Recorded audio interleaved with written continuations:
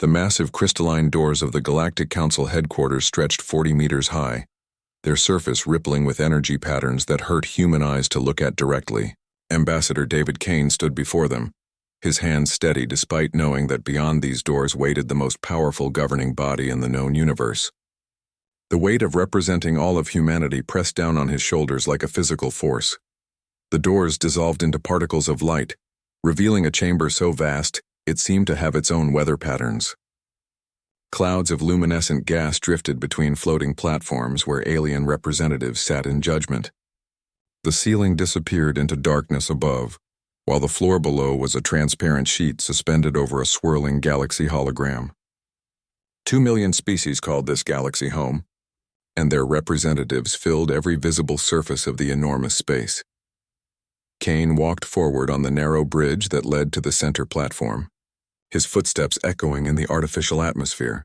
On either side, beings that defied imagination observed his approach. Creatures of living crystal that communicated through harmonic frequencies, gas-based intelligences contained in pressure suits that glowed with internal lightning. Hive minds that spoke as one through thousands of small bodies moving in perfect coordination. At the center of the chamber, Supreme Arbiter Melos rose from his throne, his 12-meter-tall frame casting shadows across the platform.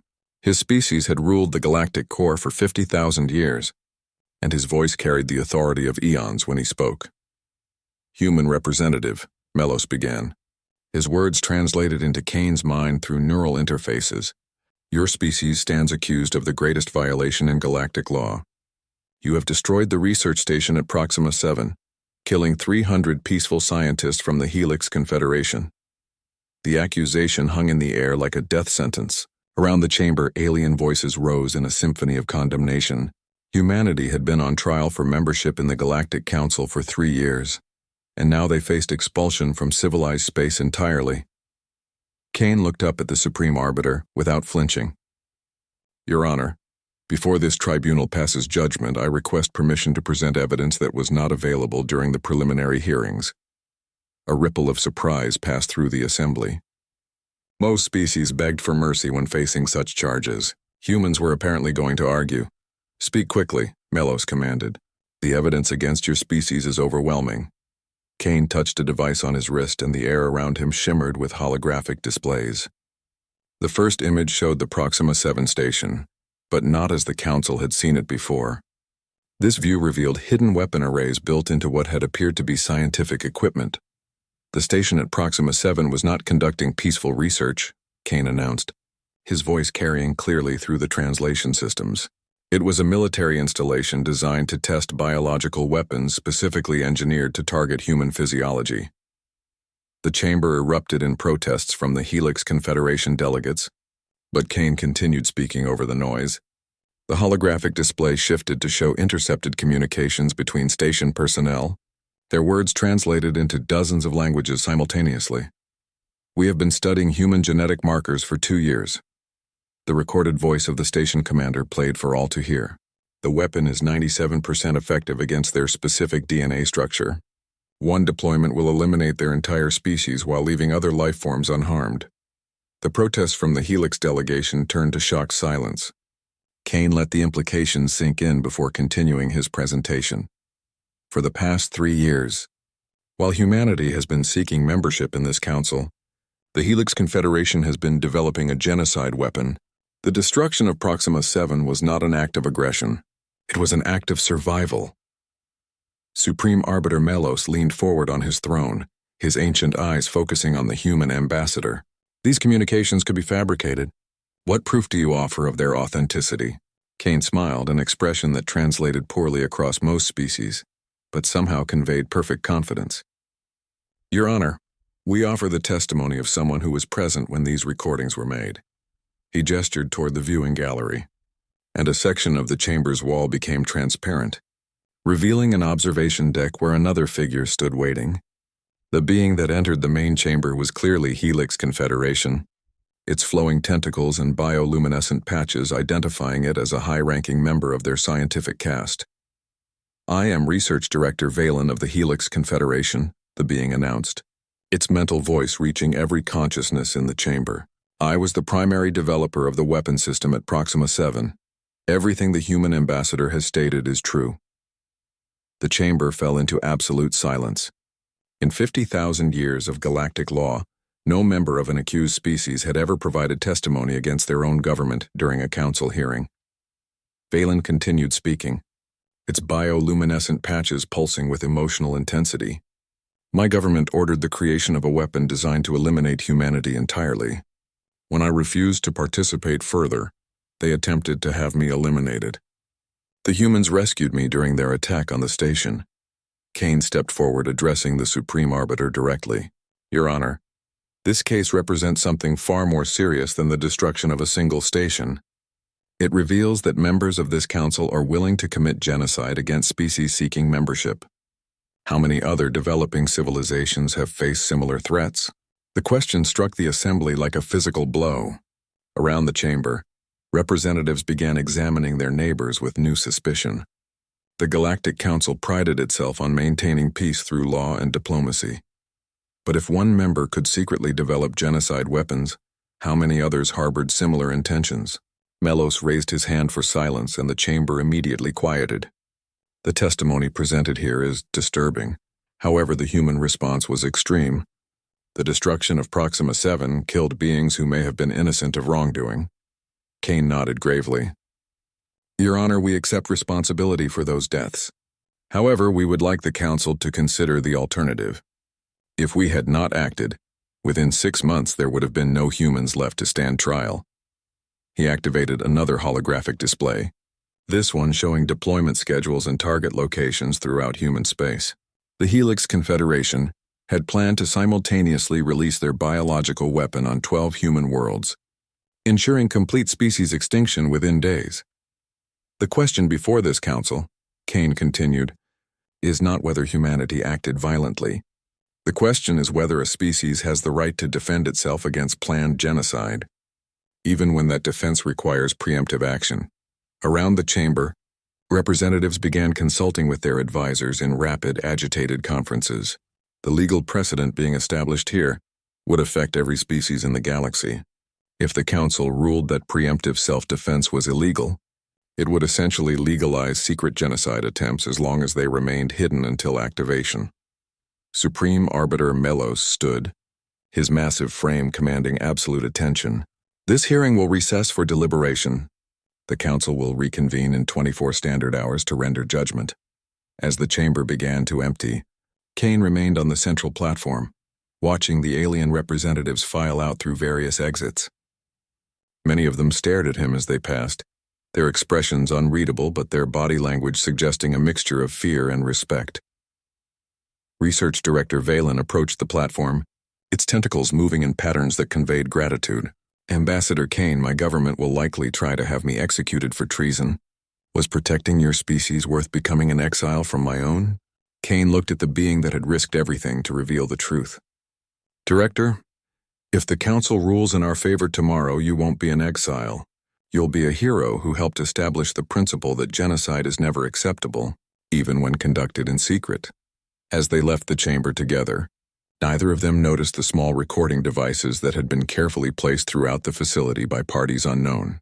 The proceedings they had just witnessed would soon be broadcast across the galaxy, reaching species that had never heard of humans or the Helix Confederation.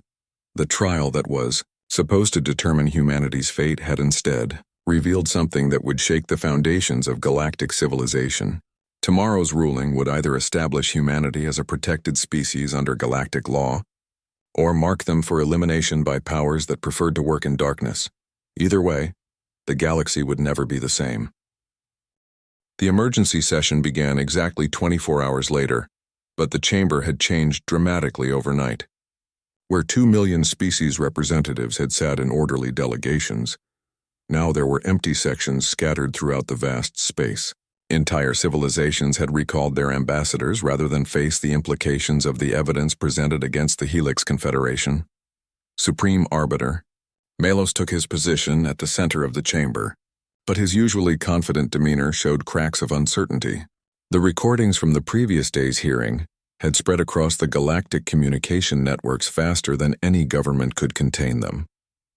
Billions of beings now knew that their peaceful council harbored members willing to commit secret genocide. Ambassador Kane stood once again on the central platform, but this time he was not alone. Research Director Valen remained beside him, despite assassination attempts from Helix operatives during the night.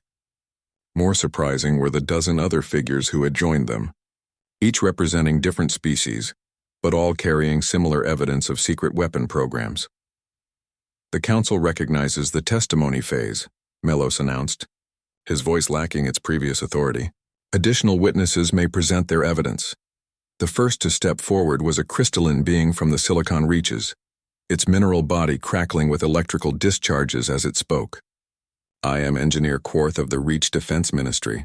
For 15 years, my government has been developing quantum weapons designed to disrupt organic neural networks. The target parameters were specifically calibrated for human brain chemistry." A wave of shock rippled through the chamber. The Silicon Reaches had been among humanity's strongest supporters for council membership, publicly advocating for their inclusion while secretly developing weapons to destroy them. The next witness was even more devastating.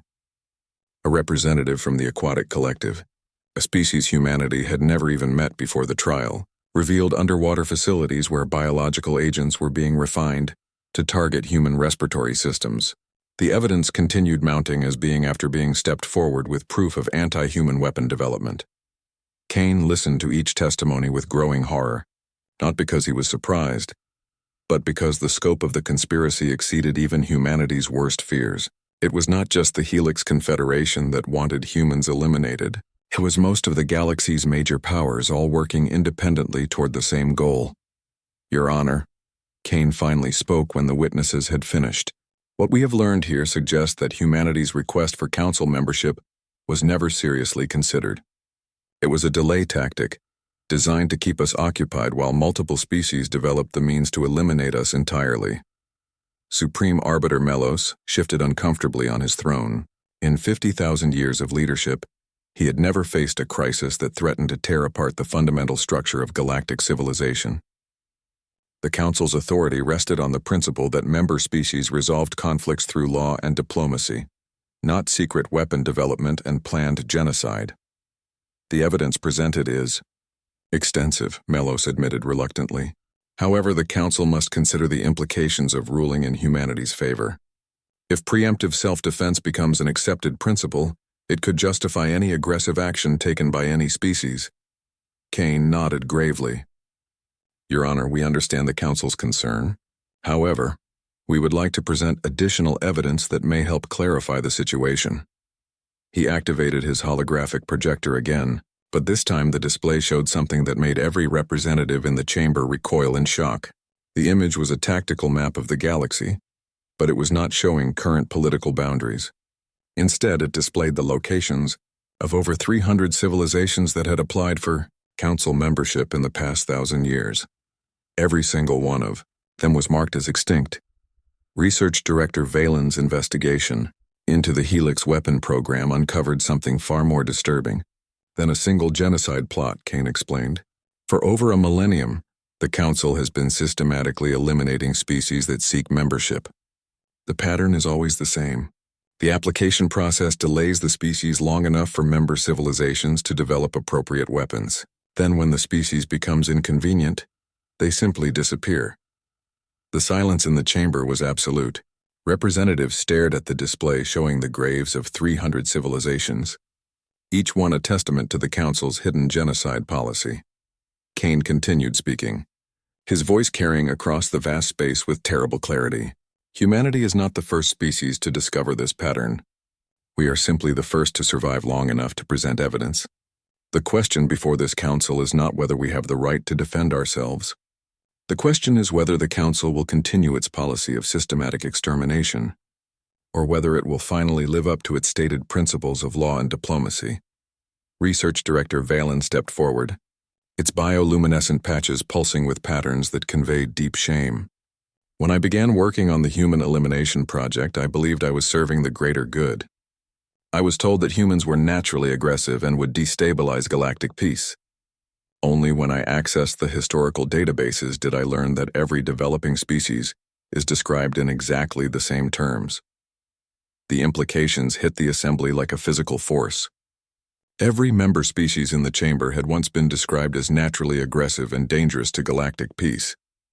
Every one of them had survived the application process only because they had been useful to existing powers, or had hidden their true capabilities until acceptance. Supreme Arbiter Melos stood slowly, his ancient frame seeming to bear the weight of 50,000 years of hidden crimes. If what you claim is true, then this council is not a peacekeeping organization. It is a systematic extermination program disguised as a government. Kane met the Supreme Arbiter's gaze directly. Your Honor, that is exactly what it is. The real question is what you intend to do about it. Around the chamber, representatives began leaving their seats. Some fled toward the exits, unwilling to face the collapse of everything they had believed about galactic civilization. Others moved toward the center of the chamber, drawn by the possibility of finally addressing the corruption that had festered at the heart of their government for millennia. But the most significant movement came from an unexpected source. The Helix Confederation delegation, instead of defending their government's actions, began presenting additional evidence of other elimination programs.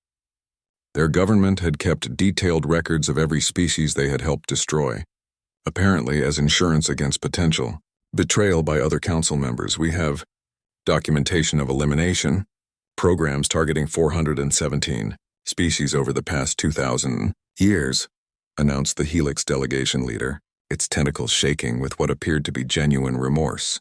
The council chambers we sit in today are built on the graves of civilizations that sought nothing more than peaceful membership in galactic society. The revelation broke the last vestiges of order in the chamber. Representatives began shouting accusations at each other in dozens of languages. Ancient alliances crumbled as species realized that their trusted partners had been systematically murdering potential rivals for millennia. Kane stood at the center of the chaos, watching the Galactic Council tear itself apart around him. This was not the outcome humanity had planned when they first applied for membership 3 years ago. They had simply wanted recognition as a civilized species worthy of participating in galactic affairs. Instead, they had accidentally exposed the greatest crime in galactic history. Supreme Arbiter Melos raised his hand for silence, and gradually the chamber quieted. When he spoke again, his voice carried the weight of a civilization facing its own judgment. The evidence presented here cannot be ignored or dismissed. If the Council is to continue existing, it must be rebuilt from its foundations. The systematic elimination of developing species ends today. He turned to address Kane directly.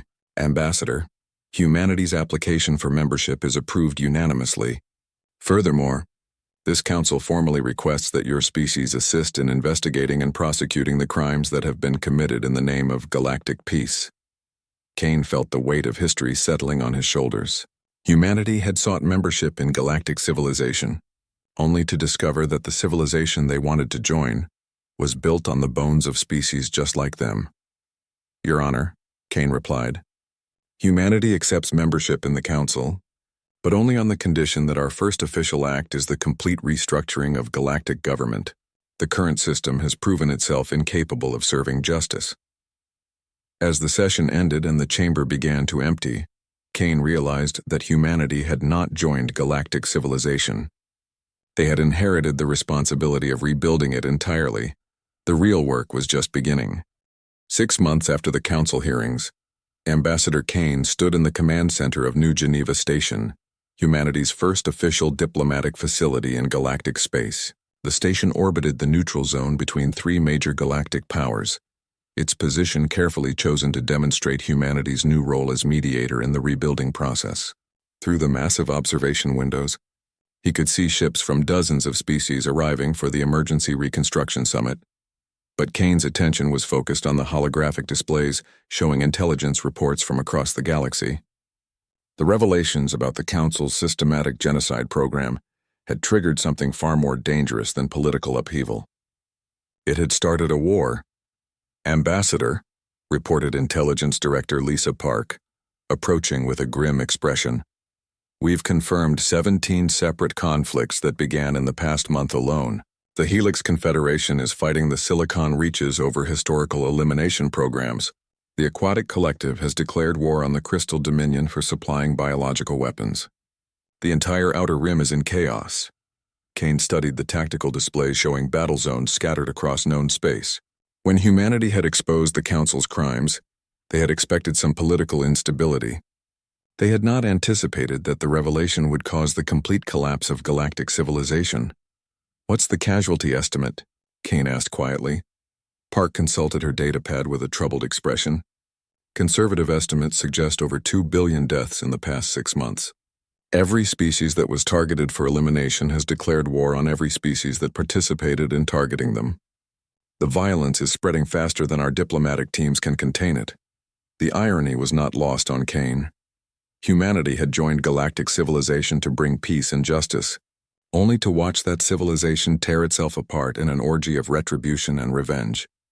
The species they had tried to save from the Council's genocide programs were now committing genocide against each other. "Sir," interrupted Communications Officer James Wright, "we're receiving a priority transmission from Earth. President Chen is requesting immediate conference." The main display flickered to show President Chen in the Situation Room beneath Geneva, surrounded by maps showing the scope of the galactic conflict. Her expression was grim as she addressed Kane directly. "Ambassador, the situation is deteriorating faster than our projections indicated. We're receiving requests for military intervention from 47 different species, all claiming they're fighting defensive wars against historical oppressors. If we don't act soon, the galaxy is going to destroy itself." Kane felt the weight of an impossible decision settling on his shoulders. "Madam President, our military forces are designed for defense, not galactic peacekeeping. We have 12 ships capable of interstellar combat. Some of these conflicts involve fleets numbering in the thousands. I'm aware of our limitations, Ambassador. That's why I'm authorizing the activation of Project Lighthouse." The words hit Kane like a physical blow. Project Lighthouse was humanity's most classified program, developed in absolute secrecy during the 3 years they had spent applying for Council membership. It was their contingency plan for the possibility that galactic civilization might prove hostile to human interests. "Madam President," Kane said carefully, "Project Lighthouse was designed for defensive scenarios. Using it as a peacekeeping tool could be interpreted as an act of aggression by every remaining government in the galaxy." President Chen's expression remained firm. "Ambassador, we have a choice. We can watch galactic civilization destroy itself in wars of revenge, or we can impose peace through superior technology. Which option serves the greater good?" Before Kane could respond, alarms began sounding throughout the station. On the tactical displays, new contacts were appearing throughout the system. Ships were dropping out of hyperspace, but their energy signatures were unlike anything in the galactic databases. "Ambassador," reported Wright, his voice tight with shock, "we have multiple unknown vessels entering the system. Their technology profiles don't match any known species." Kane studied the readings with growing alarm. The ships were clearly artificial, but their design principles seemed to operate on physics that current galactic science didn't understand. They were not just advanced. They were alien in ways that made even the most exotic Council species seem familiar. "Open communications," Kane ordered. "Let's find out who they are."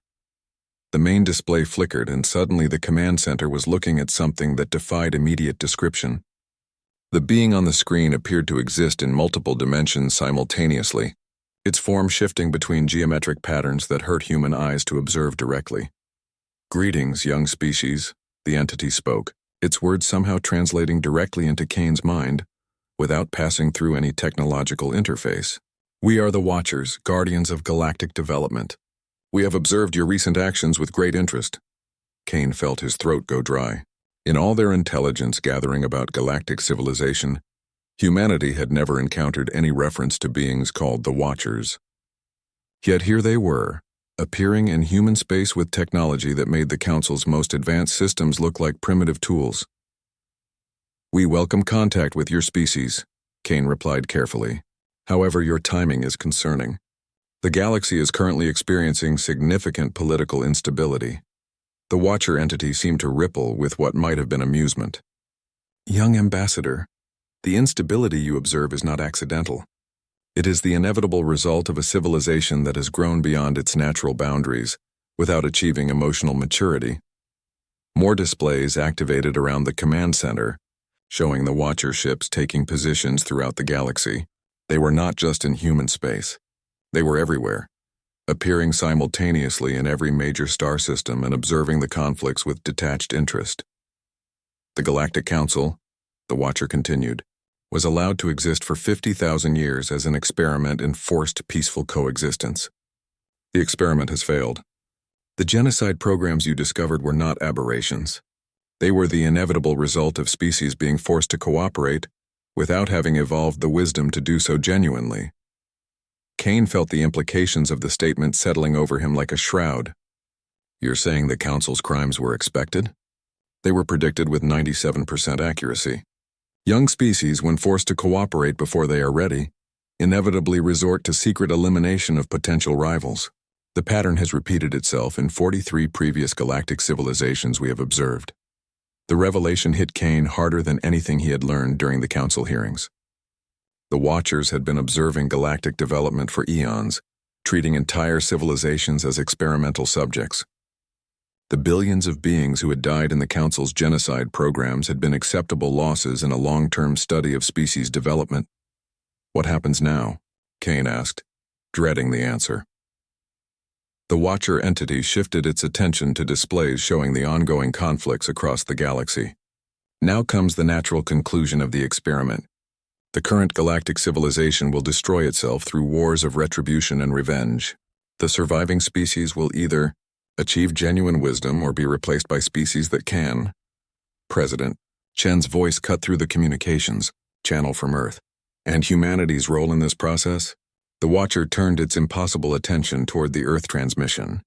Humanity is the first species in this galactic cycle to expose the systematic genocide programs before falling victim to them. This achievement demonstrates a level of intelligence and moral development that we have not previously observed. Kane felt a chill of premonition. What does that mean for us? It means, young ambassador, that humanity has earned the right to choose the galaxy's future. You can allow the current civilization to destroy itself naturally, or you can impose peace through the superior technology we are prepared to provide. The offer hung in the space between stars like a sword over the galaxy's head.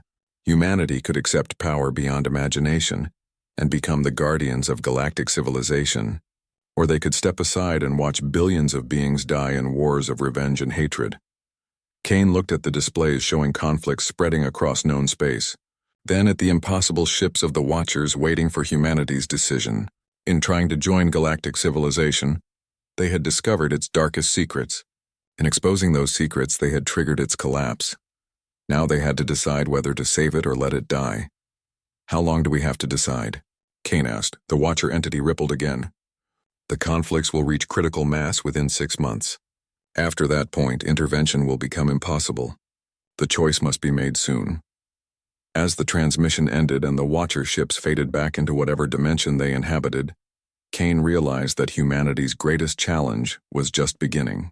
They had sought membership in galactic civilization, only to discover they might have to become its replacement. The question was whether they were wise enough to handle that responsibility, or whether they would simply repeat the cycle of oppression and violence that had destroyed every previous galactic government. Either way, the galaxy's future now rested in human hands. The emergency session of the United Earth Assembly took place in the deepest bunker beneath Geneva, where the planet's most critical decisions had been made for over 2 centuries. President Chen stood before representatives from every nation on Earth, but the weight of the decision they faced extended far beyond their home world. In the 3 weeks since the Watchers had made their offer, the galactic conflicts had intensified beyond all projections. The latest intelligence reports confirm our worst fears, announced General Harrison, his weathered face grim as he addressed the assembly. The war between the Helix Confederation and the Silicon Reaches has expanded to include 14 other species. Biological weapons are being deployed on civilian populations. Entire star systems are being sterilized rather than conquered. The holographic displays around the chamber showed the scope of the destruction in horrifying detail. Worlds that had supported billions of beings were now lifeless rocks floating in space. The cycle of revenge that had begun with humanity's revelations about the Council's genocide programs had spiraled completely out of control. President Chen stepped forward to address the assembly. The Watchers have made their position clear. We can accept their technology and impose peace on the galaxy through superior force, or we can allow the current civilization to destroy itself naturally. There is no middle ground. Ambassador Kane, attending via secure transmission from New Geneva Station, spoke from the main display. Madam President, I've been monitoring the diplomatic channels. Every surviving government is requesting our intervention. They're not asking us to choose sides in their conflicts. They're begging us to stop the wars entirely. The irony was staggering. The same species that had developed secret weapons to eliminate humanity were now pleading with them to prevent their mutual destruction. The council chambers that had once echoed with plans for human extinction now hosted desperate negotiations between former allies who were tearing each other apart. The moral calculus is complex, observed Dr. Sarah Mitchell, Earth's chief philosopher and the Assembly's ethical advisor. If we intervene, we become the dominant power in the galaxy by default. Every species becomes subject to human authority. If we don't intervene, we become complicit in genocide on a scale that dwarfs anything the Council ever attempted. Representative Williams from the African Union raised the question that everyone was thinking. What guarantee do we have that accepting the Watcher's technology won't corrupt us the same way power corrupted the Council? How do we know we won't become the next systematic oppressor? The question hung in the air like a death sentence. Every previous galactic civilization had begun with noble intentions and evolved into something monstrous. The Council itself had probably started as a genuine, peacekeeping organization before degenerating into a systematic extermination program. President Chen activated a secure channel to the Watcher ships that remained hidden throughout the galaxy. We request additional information about the nature of the technology you're offering. What exactly would accepting your assistance entail? The response came immediately, the Watcher entity's voice reaching every consciousness in the chamber simultaneously. The technology package includes faster-than-light travel systems that operate on dimensional principles, unknown to current galactic science. Weapons capable of disabling entire fleets without destroying them. Most importantly, cognitive enhancement systems that prevent the psychological corruption associated with absolute power. Dr. Mitchell leaned forward with intense interest. Cognitive enhancement systems? Young species inevitably become corrupted by power because their brains are not evolved to handle authority over multiple civilizations. The enhancement systems modify neural pathways to maintain empathy and moral reasoning, even when wielding galactic-level authority. Previous species have refused this modification, preferring to trust their natural moral instincts. All of them eventually failed. The implications hit the Assembly like a physical force. The Watchers were not just offering technology. They were offering to fundamentally change human nature to prevent the cycle of corruption that had destroyed every previous galactic government. Kane's voice came through the transmission with obvious concern. Are we talking about permanent alterations to the human species? The modifications are inheritable but reversible. If humanity proves capable of maintaining galactic peace for 10,000 years, the enhancements can be removed and natural human psychology restored. However, removal before that time would result in the same corruption patterns that destroyed previous civilizations. President Chen felt the weight of the decision pressing down on her like a physical force. They were being asked to choose not just the fate of galactic civilization, but the future evolution of humanity itself. Accept the modifications and become something more than human. Refuse them and watch the galaxy burn while remaining purely human observers. There's another factor to consider, interrupted Intelligence Director Park through a priority channel. Our deep space monitoring stations are detecting massive energy signatures moving through intergalactic space. Something is approaching the galaxy from outside, and based on the trajectory calculations, it will arrive within 50 years. The Watcher entity responded before anyone could ask the obvious question. The approaching entities are devourers, young President. They consume not just matter and energy, but the quantum information that allows consciousness to exist. They have destroyed 43 previous galactic civilizations we have observed. The current conflicts in your galaxy are not just threatening internal stability, they are eliminating the unified resistance necessary to survive the coming invasion. The revelation changed everything. The choice was no longer between intervention and non-intervention. It was between accepting the modifications necessary to unite the galaxy against an external threat, or watching everything sentient in the Milky Way be erased from existence. Ambassador Kane appeared to realize the same thing. The timing isn't coincidental, is it? The Council's genocide programs, the exposure of their crimes, the current wars the Watchers offer, and the approaching Devourers. This has all been orchestrated. Young Ambassador, you demonstrate the intelligence that convinced us to select your species for this role. Yes, the sequence of events has been carefully managed. The Council was allowed to develop their genocide programs because their exposure would trigger the conflicts necessary to eliminate governments too corrupt to resist the Devourers. Effectively, President Chen felt a chill of understanding. You've been manipulating galactic development for millennia, creating crises designed to force evolutionary leaps. We have been guiding development towards species capable of defending against threats that exist beyond any single galaxy. The Devourers are not unique. They are part of a larger pattern of predatory entities that move between galaxies, consuming civilizations that are not sufficiently advanced to resist them. The Assembly fell into shocked silence as the true scope of their situation became clear. They were not just choosing the fate of their galaxy. They were choosing whether any galaxy would survive the threats that existed in the space between stars. Dr. Mitchell spoke into the silence with a voice that carried the weight of the entire human species. If we accept the modifications, what becomes of human culture, human art, human philosophy? Do we remain recognizably human? The modifications enhance cognitive capacity and prevent corruption, but they do not alter fundamental personality or cultural identity. Enhanced humans would still create art, literature, music, and philosophy. They would simply do so with the wisdom necessary to govern multiple civilizations without becoming monsters. President Chen looked around the chamber, at the faces of humanity's representatives, then at the displays showing the galaxy tearing itself apart in wars of revenge and hatred. The choice was impossible, but it was also inevitable. We need to vote, she announced. All in favor of accepting the Watchers' modifications and intervening in the galactic conflicts? The vote was not unanimous, but it was decisive. Humanity chose to become something more than human in order to save something larger than themselves. As the modifications began, and the first enhanced humans took control of Watcher technology, the galaxy's longest night began to end. But in accepting the power to save galactic civilization, humanity had also accepted responsibility for defending it against threats that existed beyond the edge of known space. The real test was yet to come.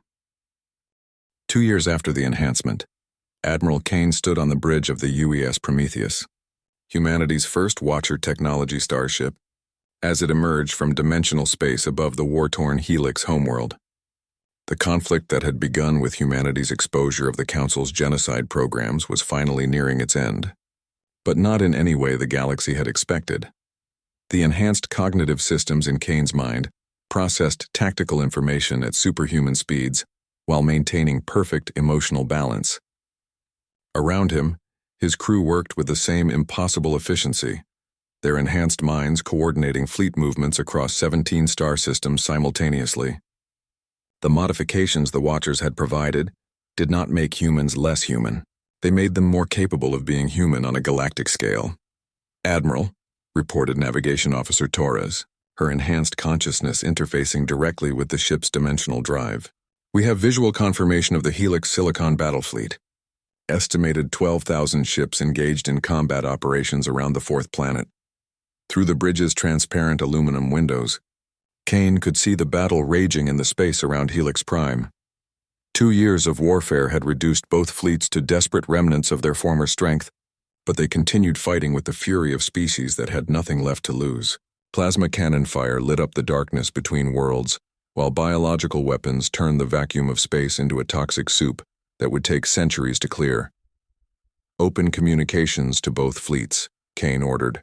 This is Admiral Kane of the United Earth Fleet. You will cease fire immediately and prepare to receive boarding parties. The war ends today. The response came from Admiral Korath of the Silicon Reaches, his crystalline voice crackling with defiance through the quantum communicators. Human Admiral, your species has no authority in this conflict. The Silicon Reaches will not surrender to beings who are barely evolved beyond planetary civilization. Kane smiled, an expression that the enhanced humans had learned to use very carefully.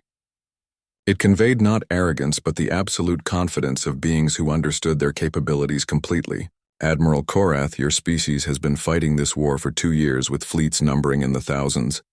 We are ending it today with 12 ships. The Prometheus moved forward, and as it did, space around it began to behave in ways that violated every principle of known physics. The ship's dimensional drives created gravitational anomalies that pulled enemy vessels out of combat formation, while its quantum disruptors disabled weapon systems without damaging life support. In minutes, both fleets found themselves helpless and drifting. But Kane's demonstration was just beginning. The other 11 ships in the human fleet spread throughout the system, and each one began broadcasting the same impossible signal. Every computer, every communication system, every electronic device in the Helix system suddenly displayed the same message. A complete record of every atrocity committed by both sides during the war. The Helix commanders watched in horror as detailed footage of their biological weapons killing Silicon civilians played on their own bridge displays. The Silicon officers saw recordings of their gravitational weapons tearing apart Helix nursery worlds. Both sides witnessed the complete documentation of war crimes that would have remained hidden forever under normal circumstances. "This is how the war ends," Kane announced over all frequencies, "not with victory or defeat, but with truth. Every species in this galaxy will see exactly what you have done to each other. Every civilian death, every atrocity, every moment of hatred that has driven this conflict will be preserved in galactic memory forever." Admiral Korath's voice came through the communication system with a note of desperate pleading. "Human Admiral, these recordings will destroy our civilizations. Our own people will never forgive us for what we have done. Admiral, your civilizations destroyed themselves the moment they chose revenge over justice. We are simply ensuring that the galaxy learns from your example." The enhanced human crews aboard the 12 ships worked with perfect coordination, using Watcher technology to disable every military vessel in the system without harming a single crew member. But their real target was not the ships themselves. It was the hatred that had driven the conflict from the beginning. Kane activated the ship's most advanced system, the empathy projector, that the Watchers had provided for exactly this purpose. The device created a quantum field that temporarily linked the consciousness of every being in the system, allowing them to experience the conflict from their enemy's perspective. Helix commanders suddenly felt the terror of Silicon children as biological weapons dissolved their crystalline bodies. Silicon officers experienced the agony of Helix civilians as gravitational weapons tore their organic forms apart. For the first time in 2 years of warfare, both sides truly understood the cost of their hatred. The effect was immediate and profound. Across both fleets, weapon systems were powered down not by external command, but by the crew members who could no longer bring themselves to continue fighting. The war did not end with surrender or victory. It ended with a collective realization of the horror that revenge had created. "This is the lesson the galaxy must learn," Kane announced as the quantum field dissipated. "Hatred creates only more hatred. Revenge generates only more revenge. The cycle continues until nothing remains but death and destruction." On the bridge of the Prometheus, Communications Officer Wright reported the wider scope of their operation. "Admiral, similar interventions are concluding in all 17 conflict zones. Total casualties from our operations, 0. Total military assets disabled, 47,000 ships. Estimated time to complete galactic pacification, 72 hours. Kane nodded, but his enhanced mind was already focused on the larger challenge ahead. The Devourers were still approaching through intergalactic space, their arrival now less than 48 years away. The unified resistance necessary to survive their attack could not be built on the ruins of civilizations that had destroyed themselves through warfare. "Admiral," came a transmission from Earth. "President Chen is requesting a status report on the reconstruction protocol." Kane activated his direct link to the galactic communication network that human-enhanced systems now controlled. "Madam President, military operations are concluding ahead of schedule. We are ready to begin Phase 2. Phase 2 was humanity's most ambitious project, the complete rebuilding of galactic civilization along principles that would prevent the cycle of corruption and violence that had destroyed every previous attempt at interstellar government. Using Watcher technology, they would create a galactic democracy where every species had genuine representation and no single power could develop genocide, weapons in secret. The enhanced council chambers are ready for occupation, reported Chief Engineer Park from the construction sites scattered throughout the galaxy. The new government structure includes cognitive enhancement requirements for all leadership, positions and real-time transparency, protocols that make secret weapon development impossible. Kane felt the weight of the future settling on his shoulders. Humanity had not conquered the galaxy through superior force. They had inherited responsibility for it by being the only species willing to accept the modifications necessary to govern without corruption. All ships, he commanded, return to base. The war is over. The real work begins now. As the human fleet departed the Helix system, they left behind something unprecedented in galactic history. Former enemies working together to rebuild what their hatred had destroyed. The empathy projectors had shown both sides that their enemies were not monsters, but frightened beings trying to protect their own people in the only way they knew how. Back on Earth, President Chen stood in the new Galactic Command Center, watching displays that showed peaceful cooperation beginning to emerge throughout known space. The modifications had worked. Humanity retained its essential nature while gaining the wisdom necessary to govern multiple civilizations without becoming oppressive. But in the deepest levels of the command center, long-range sensors continued tracking the approaching devourers. The real test of their enhanced civilization was still decades away, when they would face entities that had destroyed every previous galactic civilization the Watchers had observed. Kane's voice came through the communication system from space, carrying the quiet confidence of an enhanced human who understood both the magnitude of their achievement and the challenges yet to come. Madam President, the galaxy is united. We have 48 years to prepare for the real war. I suggest we use them wisely. As the transmission ended, both leaders turned their attention to the long-term survival protocols that would determine whether their enhanced civilization could break the cycle of destruction that had claimed 43 previous galaxies. For the first time in galactic history, they had a chance to find out. The galaxy that had declared war on humanity was gone, replaced by something that had never existed before, a civilization capable of learning from its mistakes. Whether that would be enough to survive what was coming remained to be seen. But for the first time in millions of years, the galaxy had hope.